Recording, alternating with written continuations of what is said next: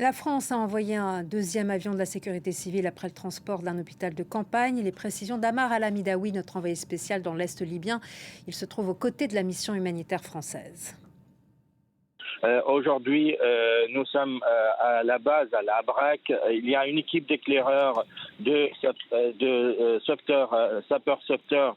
Ils sont allés identifier, étudier les lieux où il va y avoir un hôpital complètement indépendant des forces françaises dans cette région sinistrée de Derna.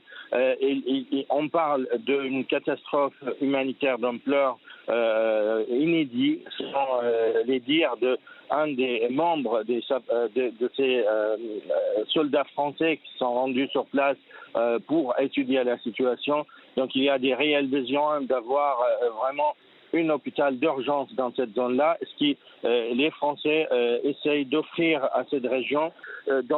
Cet hôpital tente d'être à la hauteur de la catastrophe. On a pu aussi parler avec les civils libyens qui se retrouvent sur la base aérienne à la BRAC où je me trouve actuellement. On voit dans leur voix, dans leur expression de visage extrêmement de tristesse et de choc aussi. Ils ont des proches qui ont été péris, qui ont perdu leur vie dans cette catastrophe naturelle qui est comme une surprise ici pour tout le monde. Personne ne s'attendait à avoir des scènes presque de l'enfer, selon les dires d'un des Libyens avec qui j'ai parlé. Il me dit on a cru que c'est la fin du monde.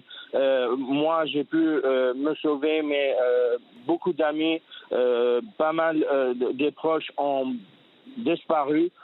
On a pu trouver quelques cadavres, mais il y en a des milliers de nos proches qui sont disparus, emportés par les eaux vers la mer.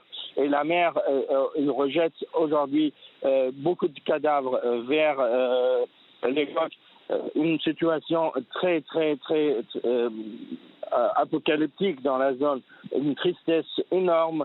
Et tout le monde aujourd'hui essaye s'entraider. Il y a aussi un élan de solidarité entre les Libyens. Ça aussi, beaucoup de Libyens me l'ont confirmé. Et aussi l'aide humanitaire internationale qui arrive, qui rassure en quelque sorte les Libyens.